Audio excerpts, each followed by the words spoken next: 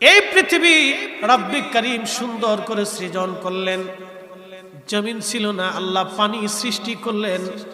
পানি সৃষ্টি করার পরে আমার আল্লাহ পাক আরশে মুআল্লাকে সৃষ্টি করার পরে এই পানির উপরে আমার আল্লাহ আরশে মুআল্লাকে রাখলেন।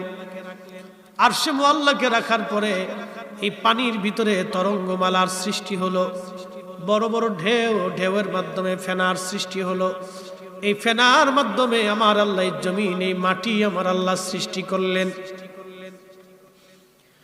যেখানে পাহাড় দেওয়ার দরকার আল্লাহ পাহাড় দিলেন, নদী দেওয়ার দরকার আমার মালিক নদী দিলেন।